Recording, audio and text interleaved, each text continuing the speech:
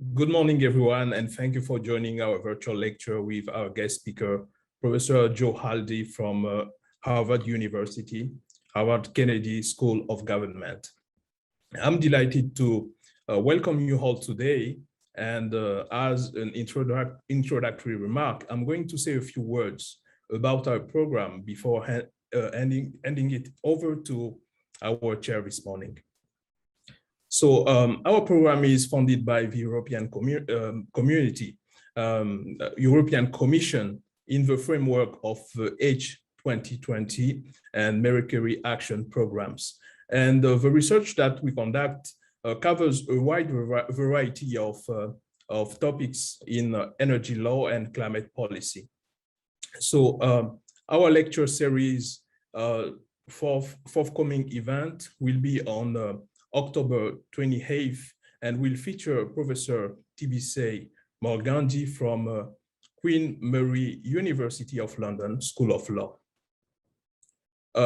Feel free to visit our website, www.law.uh.edu/inner-center/. Now I'll hand it over to Professor Gina Warren, co-director of the Environment, Energy, and Natural Resources Center at the University of Houston. Over to you, Gina. Great, thank you so much. And thank you for allowing me to chair today's webinar. It's a pleasure for me. To introduce you to Joe Aldy, who is an economist and a professor at the Harvard Kennedy School. His research focuses on climate change policy, energy policy, and regulatory policy. He is currently the University Fellow at Resources for the Future, a faculty research fellow at the National Bureau of Economic Research, and a senior advisor at the Center for Strategic and International Studies. Professor Aldy served as a special assistant to President Obama for energy and environment, reporting through both the National Economic Council and the Office of Energy and Climate Change at the White House. And before that, he served on the staff of the President's Council of Economic Advisors. Before joining the Obama administration, he served as a co-director of the Harvard Project on International Climate Agreements, co-director of the International Energy Workshop, and treasurer for the Association of Environmental and Resource Economists. He holds a PhD in economics from Harvard University, a Master of Environmental Management degree from the Nicholas School of the Environment, and a BA from Duke University. Today, he will be presenting his current research, which I understand is a work in progress, entitled Learning How to Build Back Better, the Role and Potential of Clean Energy Policy Evaluation. And so before I welcome him with his PowerPoints, I just want you to know that you can put questions into the chat box. And so I'll be looking at those as we go along. Please feel free to put those in. We'll have plenty of time for question and answer at the end of the presentation. And so without anything further, I think, unless I missed something, I think we're ready. Welcome, Professor Aldy. Thank you, Professor Warren. It's great to be here, at least virtually, and hope that in the not so distant future, we'll be getting together in person.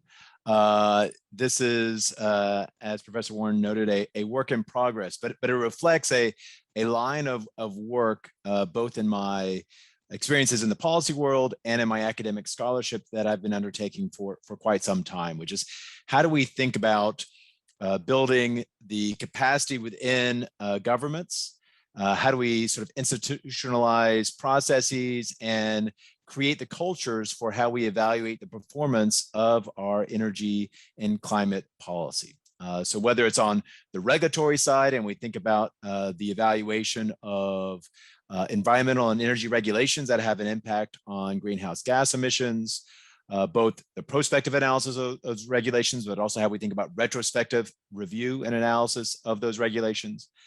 How we look back at past spending programs and understand what kind of impact they've had on the deployment of clean energy technologies and the emissions of our energy system, but also how we think about this kind of evaluation plays a key role in what has evolved in our international climate approach, where under the Paris Agreement, We have both a system of pledging emission goals, but a system of transparency where we can evaluate the performance in delivering on those goals.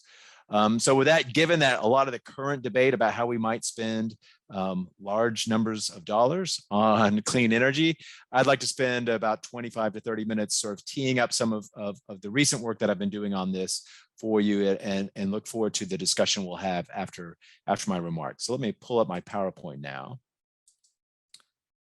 Professor Warren, how does that look? Looks great. Great. So how do we learn to build back better? First, to provide a little bit of policy context, we've had a lot of what I would call major or really major clean energy spending proposals over the past, let's say, year and a half. Last year, a lot of this was a discussion about how we think about economic stimulus to address the COVID recession that can also deliver on our climate and clean energy goals. And so early in the COVID shock in March of last year, we had a lot of major environmental advocates come together, and they proposed green stimulus, a way to create jobs for, at that time when we had that major drop of nearly 20 million in employment in the spring of 2020, how to think about creating new job opportunities for those individuals by spending on energy and environmental projects. I'll note that one of the leading advocates in this original March 2020 proposal was Gina McCarthy, then the head of the Natural Resources Defense Council, now the National Climate Advisor to President Biden.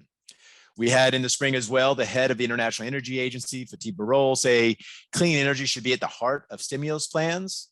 And also we saw with Kristalina Georgieva, the head of the IMF, saying, we're about to deploy enormous, gigantic fiscal stimulus, and we can do it in a way that we tackle both crises, the COVID crisis and the climate crisis, at the same time. And so we saw this kind of discussion about where we're going to see major public spending to address the shortfall in economic demand because of COVID, as well as some of the supply shocks associated with COVID. But recognizing there's an opportunity here to spend money on climate and clean energy. Now, we have spent in the United States trillions of dollars to try to combat the shock from COVID, but not much of it has really focused on energy and environment or climate. We've seen, I think, sort of an evolution of the policy debate, but still very large numbers of dollars being considered over the course of 2021. And now it's been more of this discussion about build back better, and really more of sort of what we might do in terms of infrastructure build out that can address our needs in combating climate change. So this was reflected earlier this year with President Biden's American Jobs Plan, and part of what's being discussed in what is I would describe, moving target with Congress on what could be in a budget reconciliation package. We've seen this with Brussels' proposal for a European Green Deal, and about how they would spend a significant amount of resources on clean energy development, some of which, say, the recent proposal for a border tax adjustment, a carbon border adjustment mechanism in the EU. The vision is that some of the revenues that might be raised by that carbon tariff could actually be dedicated towards more clean energy spending. And then we have the UK Build Back Better proposals as well, about how the UK government intends to spend money on clean energy technologies. So all this is in the context of very ambitious climate change goals that countries have set. The United States has said we're going to cut our emissions in half by 2030, the EU 55%, the UK even more, all claiming this is on a pathway to decarbonizing our economies or net zero emission goals by the year 2050, motivated by the Paris Agreement's goal to limit warming to well below 2 degrees C and aspire to limit warming to 1.5 degrees C. Some of the recent work by the IPCC suggests that if we're going to be on the track to that goal, we're likely going to need to be spending globally something on the order of several $1 trillion per year on clean energy technologies.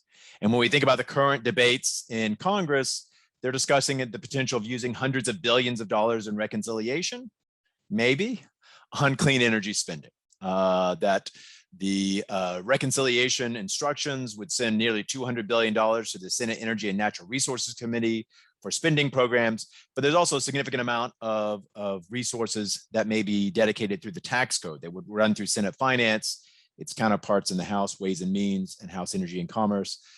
So we're talking about, really big money here. I worked on the Recovery Act of 2009. Back then, we had what was described by the New York Times as the largest energy bill ever. It was spent over several years, about $90 to $100 billion. And we're probably going to be looking at several times that in what may pass through Congress this year. But it all raises the question, how do we know if we're building back better? If that's our goal, is we're going to build back better, and we have all these different programs going towards investing in clean energy technologies, how do we know we're actually making progress on that goal? And how do we know that we're actually getting the biggest bang for our buck when trying to implement such an aggressive decarbonization program? So in my talk today, I want to describe a little bit about what I think are the major benefits, really sort of from a public policy and political perspective, the benefits of a clean energy program evaluation to help address that question about how do we know if we're building back better. I want to then talk a little bit about some of the lessons from regulatory review, how we think about the use of analysis of our regulatory proposals, what may be some of the insights from that experience that now spans more than 4 decades in the US that we can actually bring over to how we think about evaluating major spending or use of tax expenditures for clean energy.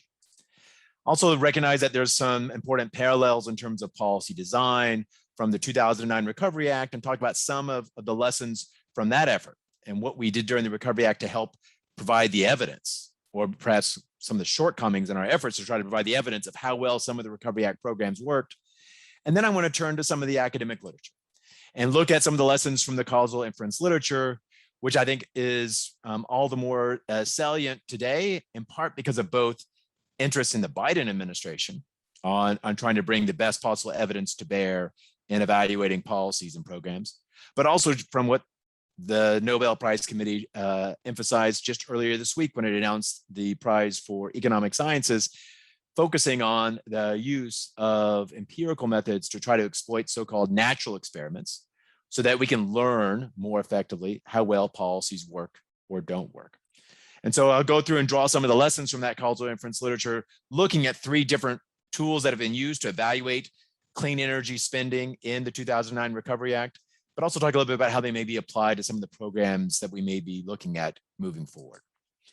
Then I want to close with a discussion about how we can plan for clean energy program evaluations. How do we think about institutionalizing such a process so that we can provide the evidence to learn over time that can then inform how we update and improve our clean energy program over time?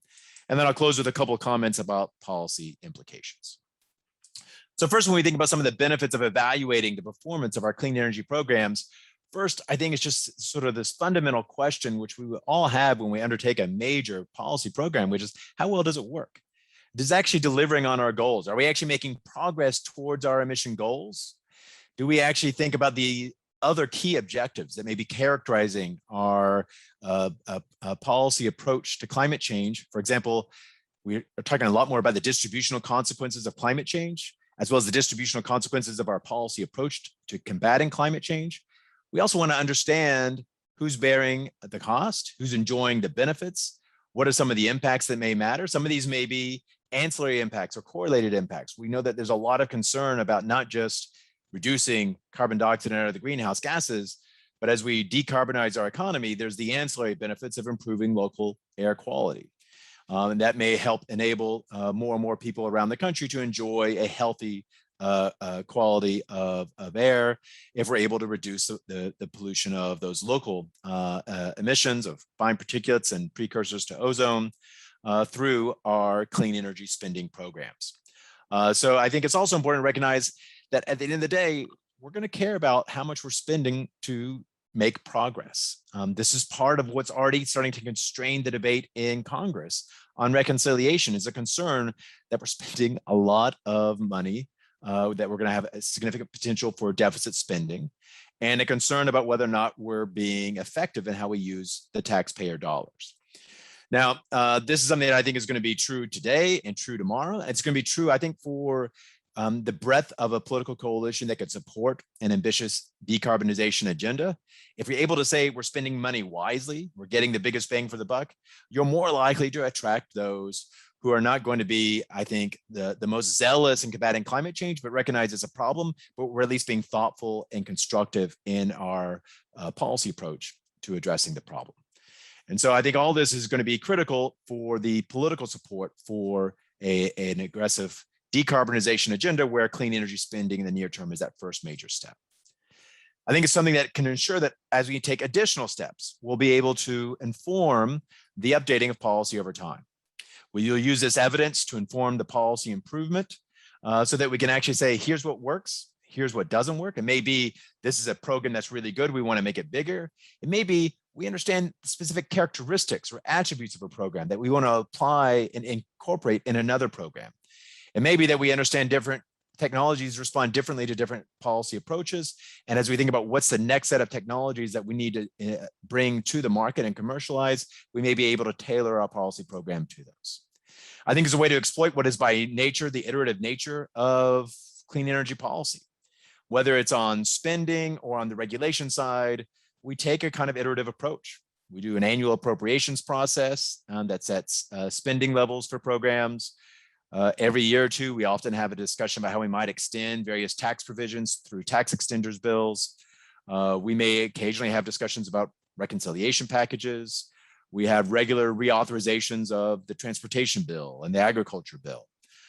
We have regulatory processes that are often iterative in nature, where, for example, EPA promulgates and then updates every so often air quality standards, or the Department of Energy has a 6-year window for how it's supposed to be evaluating and updating appliance efficiency standards. Likewise, there's a cycle that the Department of Transportation goes through for fuel economy standards. So there's all these opportunities on both the spending side, the tax expenditure side, and the regulatory side, where we have opportunities for bringing the evidence to inform how we want to update clean energy policy over time.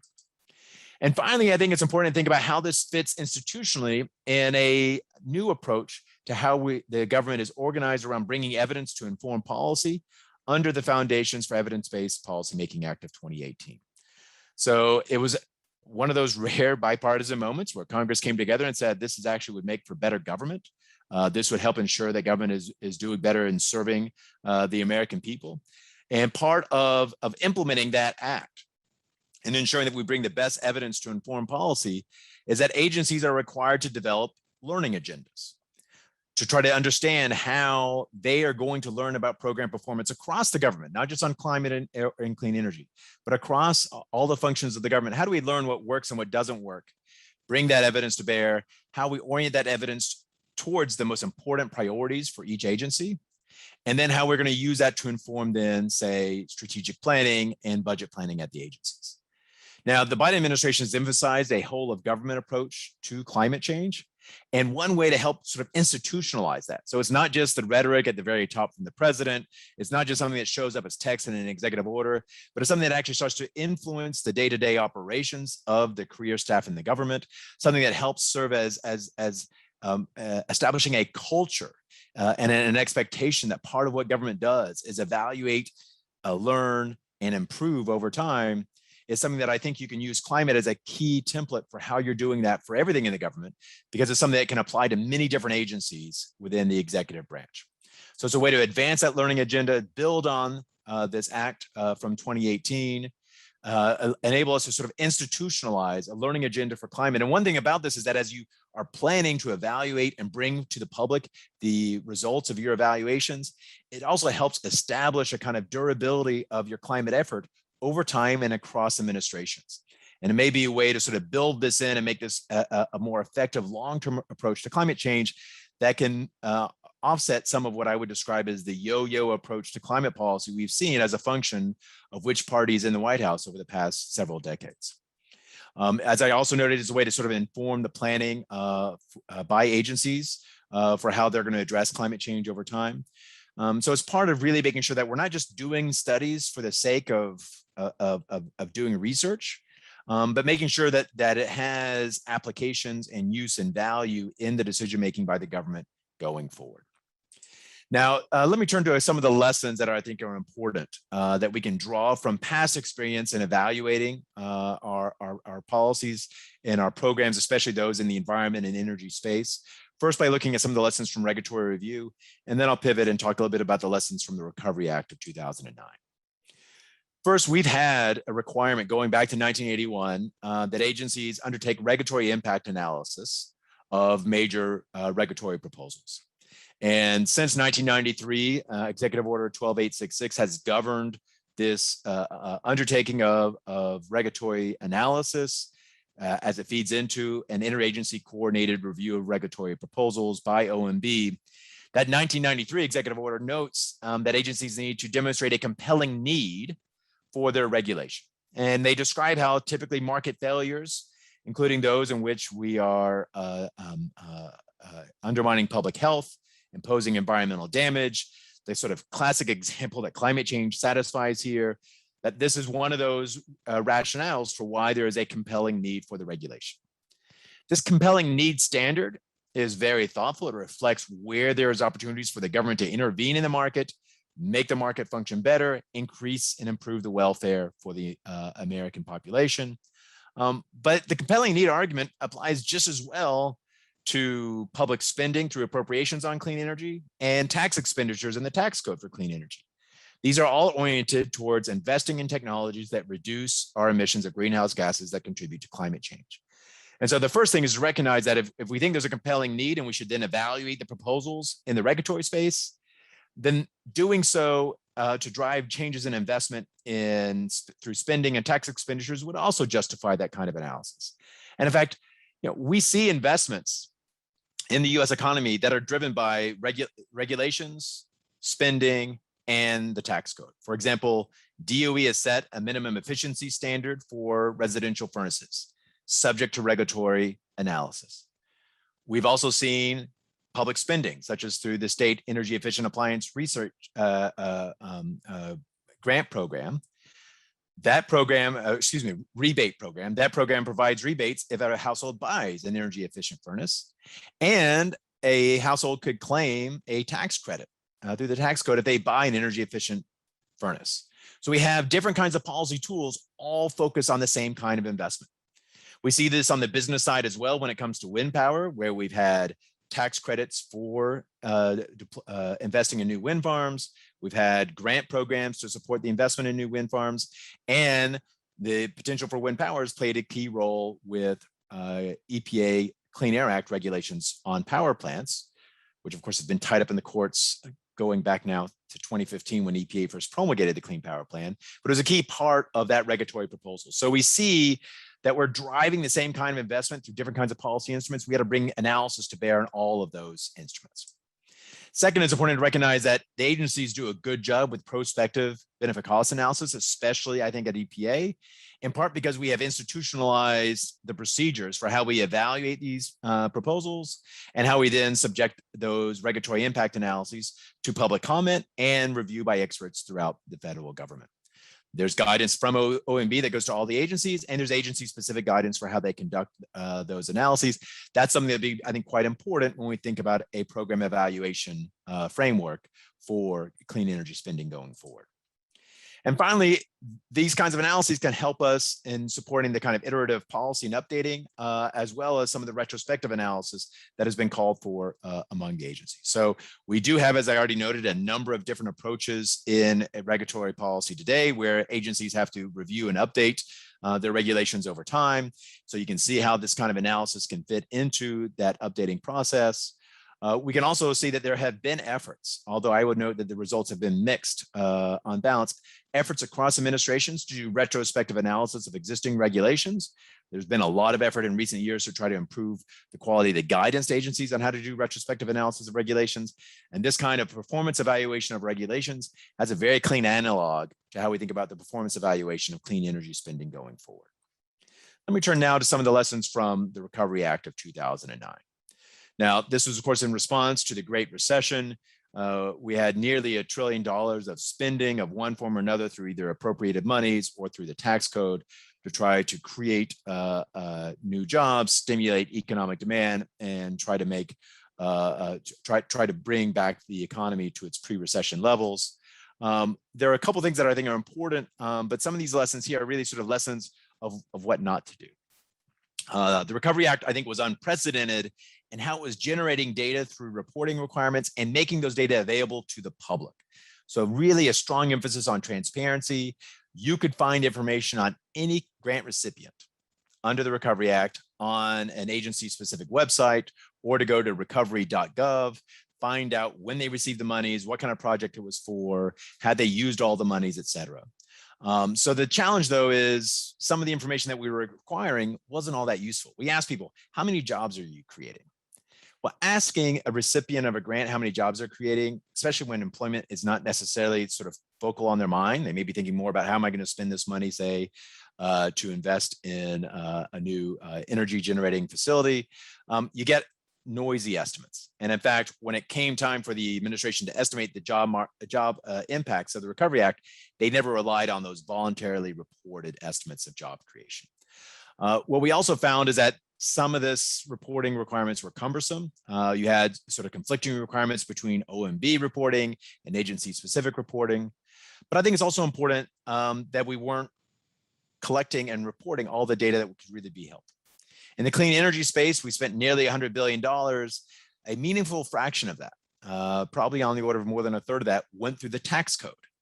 There was no public dissemination of tax credits that were being claimed for clean energy under the Recovery Act. So we had really detailed information on the grants, but nothing on tax credits, even in cases where we gave a specific project, a specific kind of project, like building a wind farm or installing solar panels. You had a choice of a grant program that would pay for 30% of your investment costs, or a tax credit that would pay for 30% of your investment costs.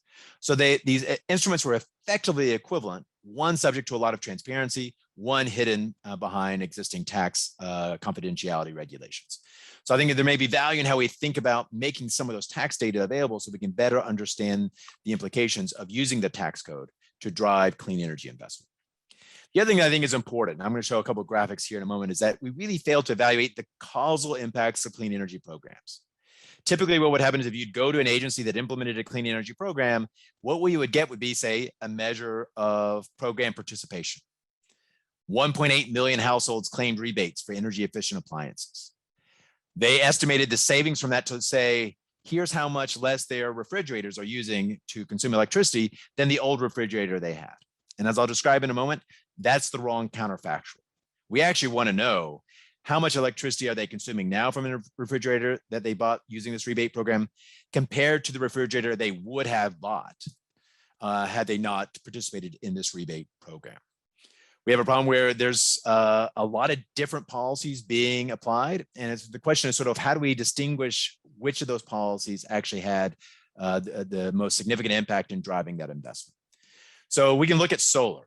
Solar has been an incredible success story in the United States. The solar power installed in the US today is 100 times what it was before the Recovery Act was passed.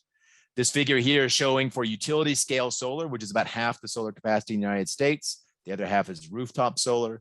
But for utility installed solar, you can see what was forecast by the Energy Information Administration, the statistics office within the Department of Energy. That's the kind of dashed line that just doesn't show much growth going out to 2020 on the bottom. And then seeing this huge increase after that vertical line, which represents the passage of the Recovery Act, this huge increase in installed solar.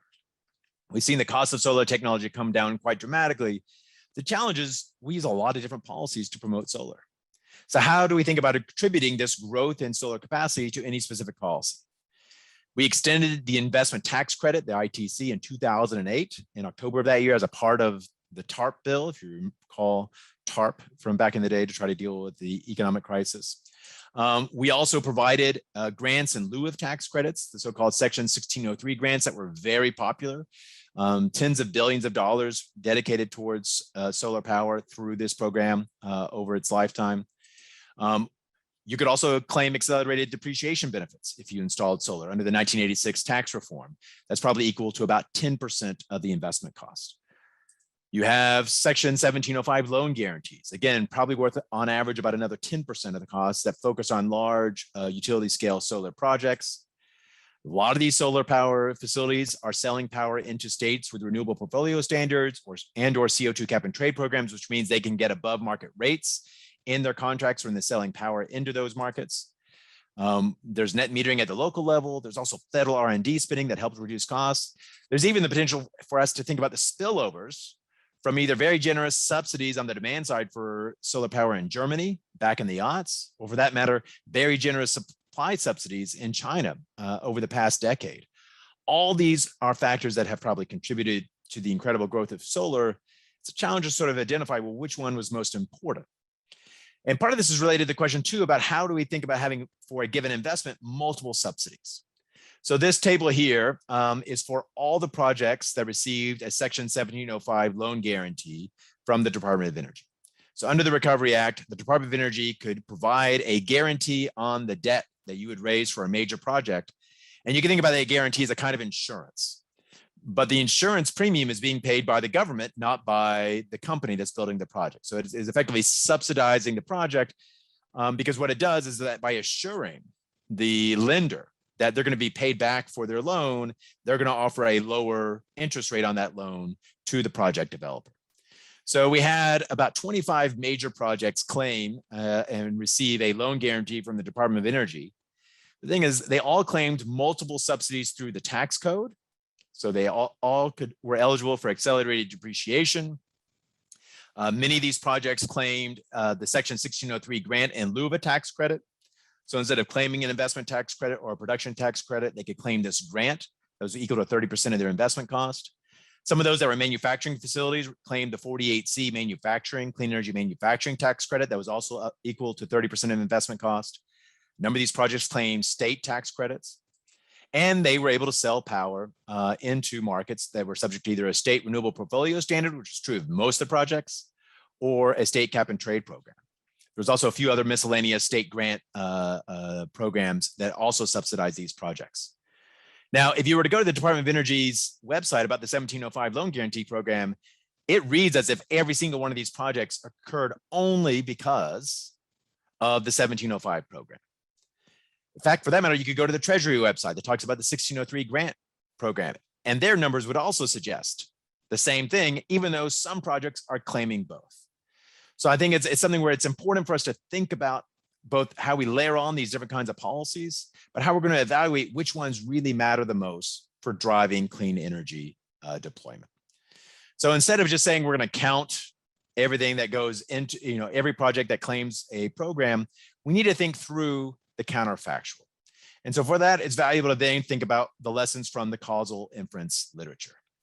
Now, just this week, when the Nobel Prize Committee announced the 3 recipients for the prize in economics, their press release opens with, "Natural experiments help us answer important questions for society." And while a lot of the literature that the 3 recipients contributed to is not related to climate and clean energy, the methods are very much on point for how we could go forward in evaluating our clean energy programs. So one is we can think about ways in which we can mimic this kind of gold standard for evaluation that we see, say, in the medical sciences. So you think about with a vaccine, when we want to sort of figure out if a vaccine works, we do a randomized controlled trial. That sort of experiment is sort of the gold standard. We get a population of individuals who are going to participate in the trial, and we randomly assign some the treatment. They actually get a vaccine shot in their arm, and the other part are randomized into control, and they get a placebo, sugar water shot into the arm, and we follow them to see what's the difference in, say, infections or hospital admissions between these two treated and control populations. So there's ways in which we can look at the design of policies that may have some kind of variation that kind of mimics this randomization. So what we call sort of natural experiments or quasi-random experiments. And that this variation sort of looks like a randomized controlled trial. And it's that kind of variation that we can use to try to evaluate and assess what is the causal impact of a policy. How does that policy cause an outcome we care about? How much incremental or marginal investment in an energy efficient appliance or in wind power or solar panels did we realize from a clean energy program? So when we sort of look at some of the literature here, let me sort of note 3 major categories of methods and their illustrations and where they've been applied to Recovery Act clean energy programs. First is with the Weatherization Assistance Program. So this is a program that spent nearly $5 billion to help weatherize the homes of low-income households under the Recovery Act. Now, one challenge is that you could say, why don't you just run a randomized control trial? We'll make some people eligible for the program and some people not. Well, that doesn't seem very fair.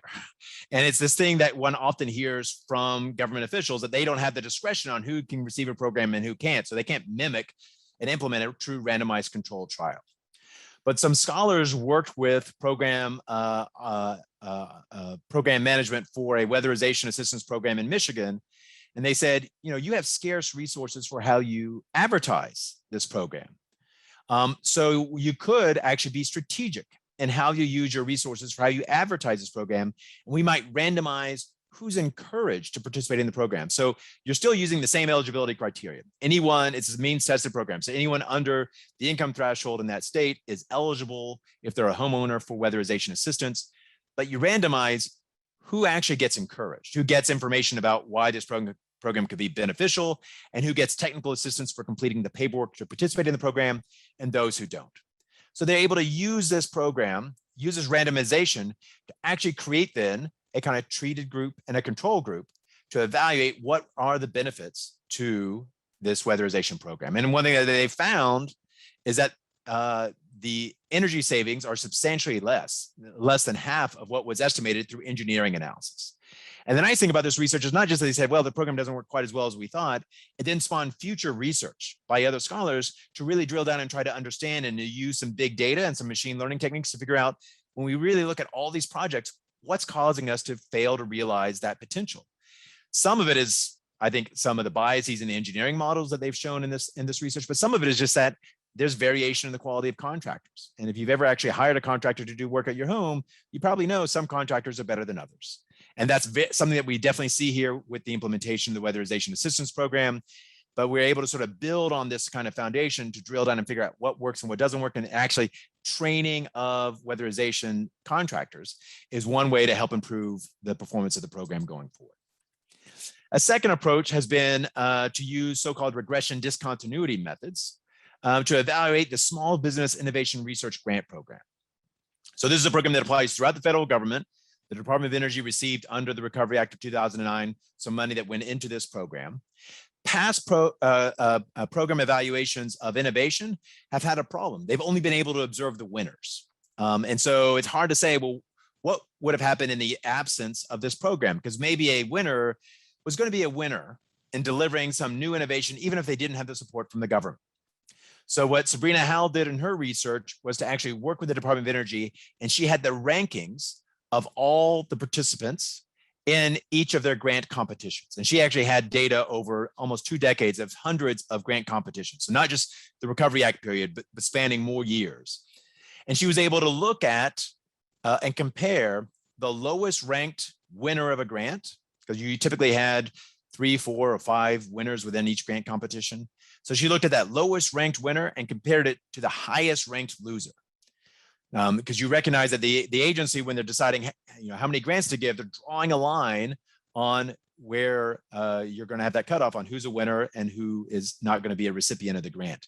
And by comparing that lowest ranked winner and highest ranked loser, you're really making a comparison of 2 proposals that are very similar, at least ex ante, because they were so close. And in fact, in some competitions, because of the arbitrary nature of how they made funding decisions, someone who might have been ranked 4th and a winner in this competition and someone ranked 5th in that competition is a loser.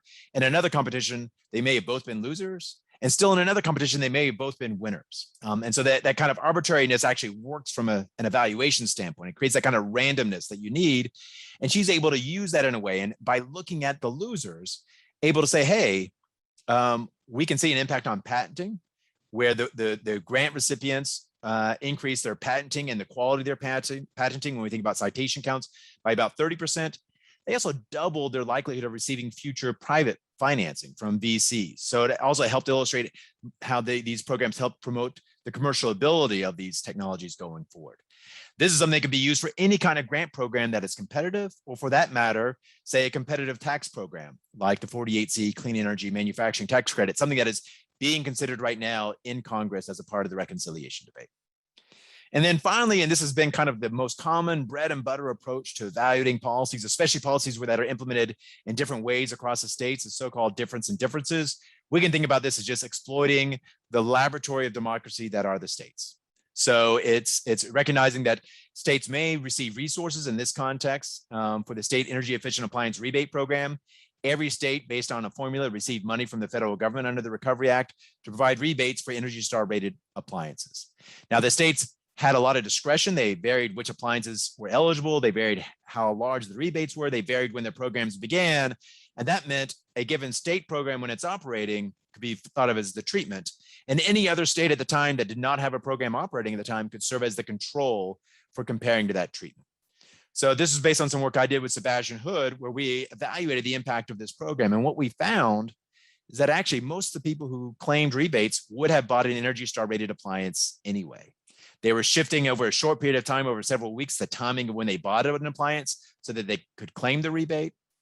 But we were providing rebates for appliances like refrigerators and dishwashers and clothes washers, where the Energy Star market share was already 50% or greater, as high as 70% for one of the appliance categories. So it's not a surprise that a lot of the people claiming these would have bought an Energy Star rated appliance anyway, but it means that instead of getting, say, 100 kilowatt hours a year of energy savings per refrigerator, which is what DOE claims, when you account for the fact that 90% of these individuals would have bought an Energy Star rated appliance anyway, and they actually change what kind of Energy Star rated appliance they were going to buy, you're actually getting something closer to about 2 kilowatt hours of savings per year. So a significant change in that.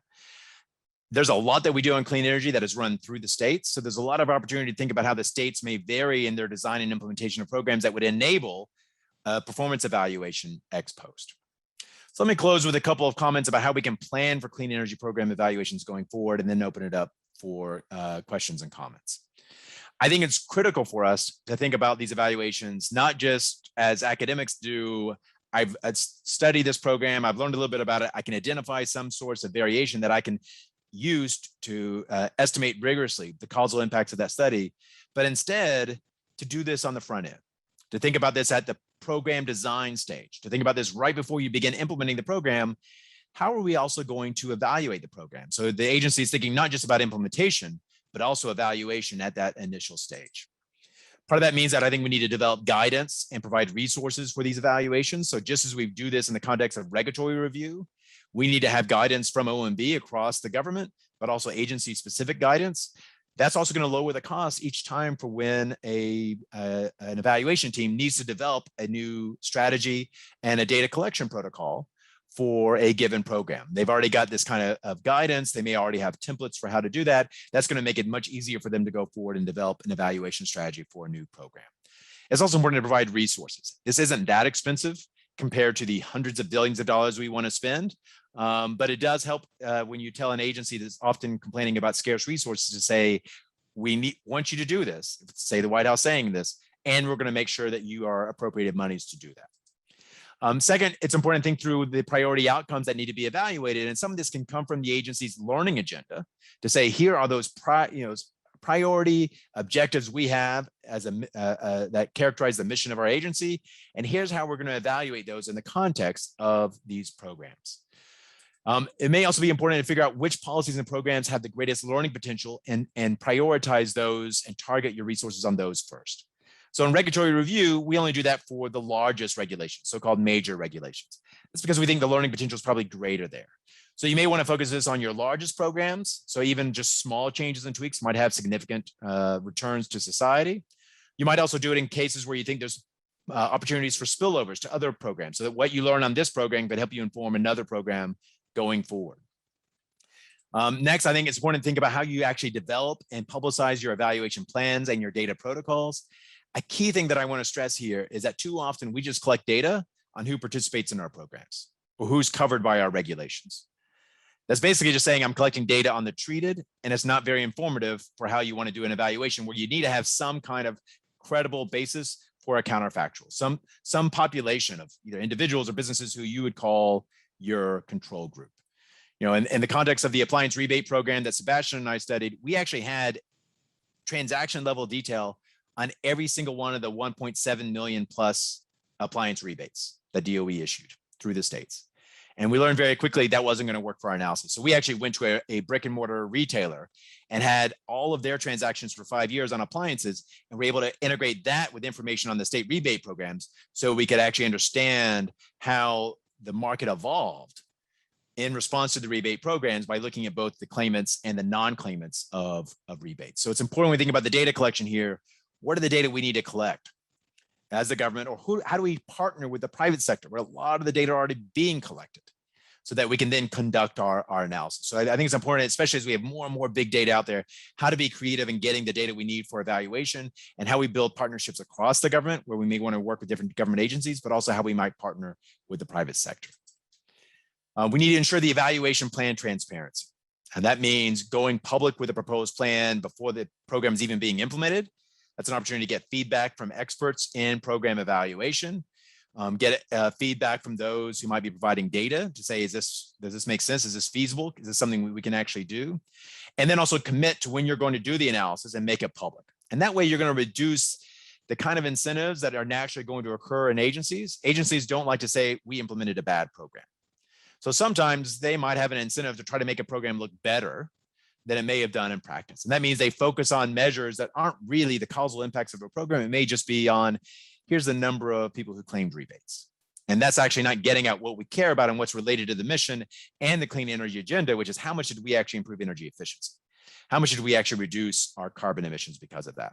And so making a plan public at the onset makes it easier for you to then implement a credible evaluation down the line. And this is very similar to what we're seeing more and more in research of so-called pre-analysis plans, where we say, here's the randomized control trial we're going to do as a part of our research study. Here's how we plan on evaluating it. Here are the outcomes we're focusing on. And we're making that public before we even start our study to reduce the possibility that there might be a bit of data mining and other kind of risk of analysis that's not quite on the level when it comes time to do the research. And finally, all these program evaluations become inputs and components of what is the agency's learning agenda. The program evaluation is spelled out by OMB as being a key component of learning agendas. It's how you actually bring the evidence to inform how agencies are learning about their progress and delivering on their mission and how they're going to update their efforts going forward. And so this needs to be a key component of that as well. So let me close there. Let me just make a couple quick comments on policy implications. First, I think that evidence is going to be a key foundation for more effective clean energy and climate policy. We do need to learn how to build back better. The goals of decarbonization are incredibly ambitious. Some things are going to work better than we thought. Some things are going to work worse than we thought. We don't really know that right now, but we need to, I think, institutionalize a way of learning about those successes so that we can amplify them going forward.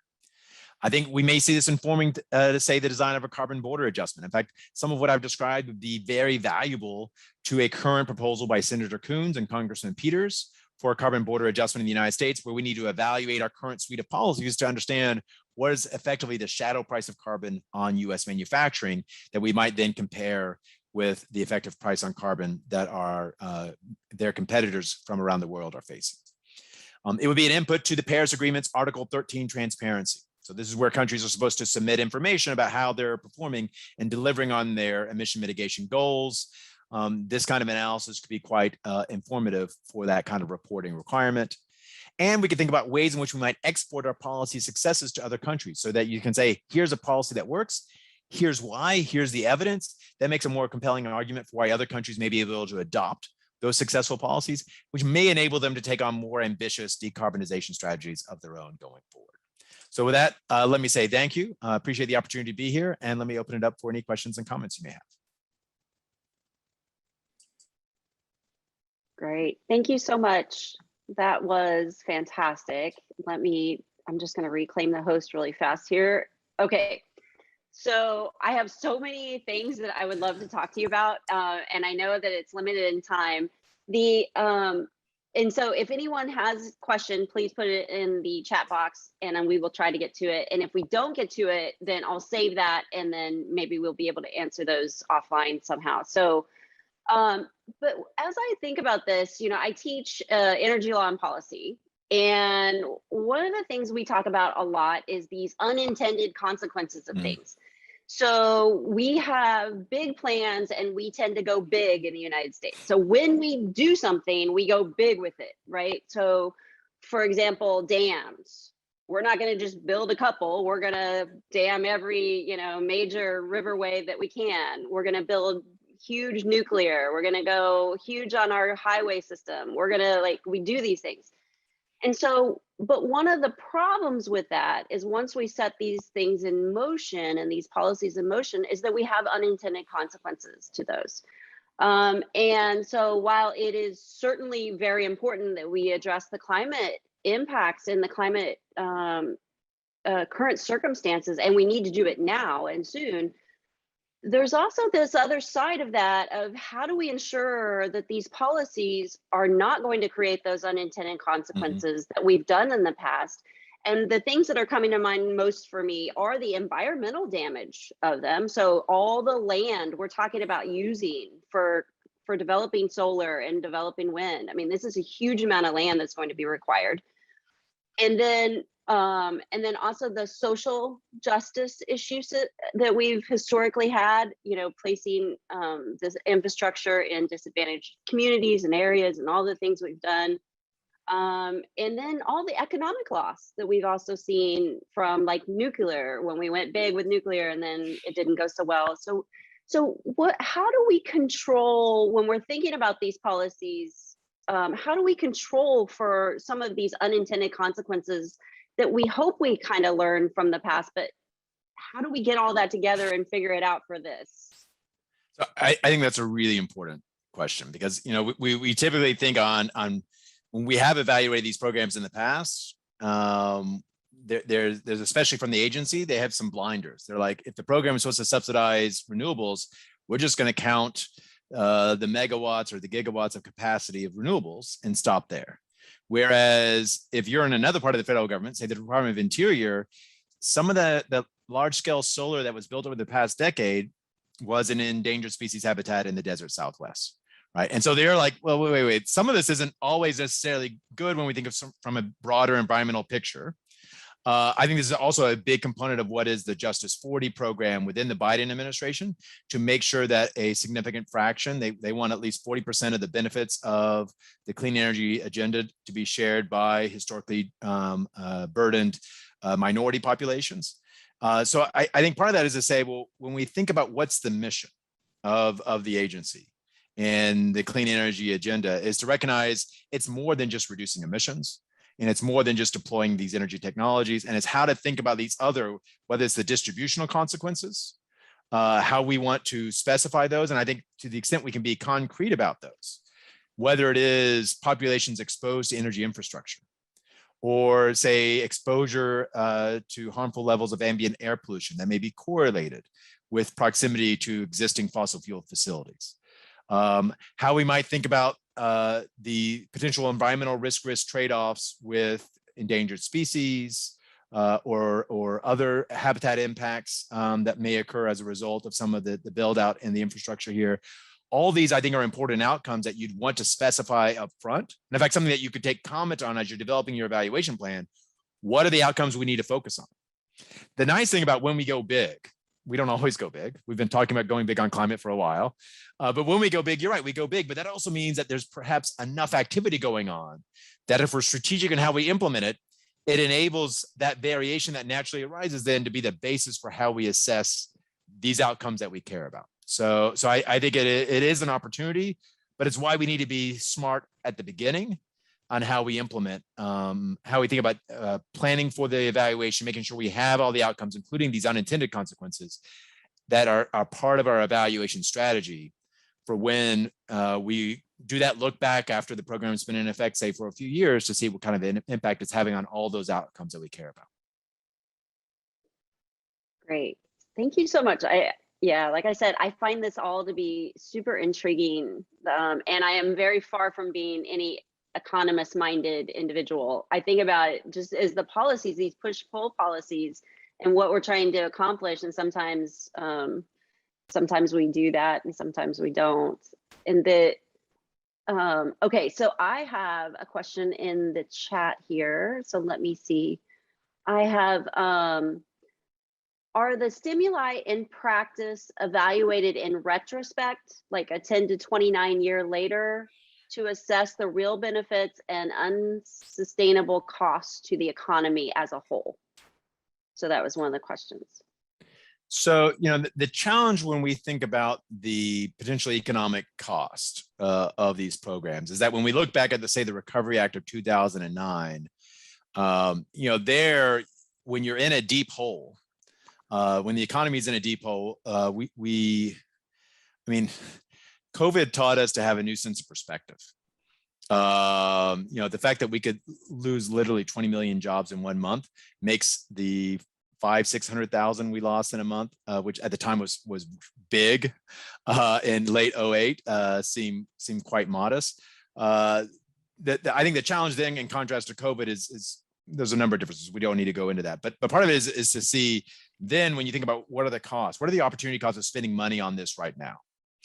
And when you're in a deep recession, that's the time you actually want to do deficit spending. You want to bring money that you would be spending in the future and bring it to the current period when there's not enough economic activity. And that would help create jobs, that actually increases the welfare of society. We'd rather see kind of smoother economic growth than big ups and downs. Those big swings impose a lot of economic harm when we're in the trough, in those deep swings. And so the idea is to say, we're going to spend more money now. That means we're going to issue more bonds, deficit spending now.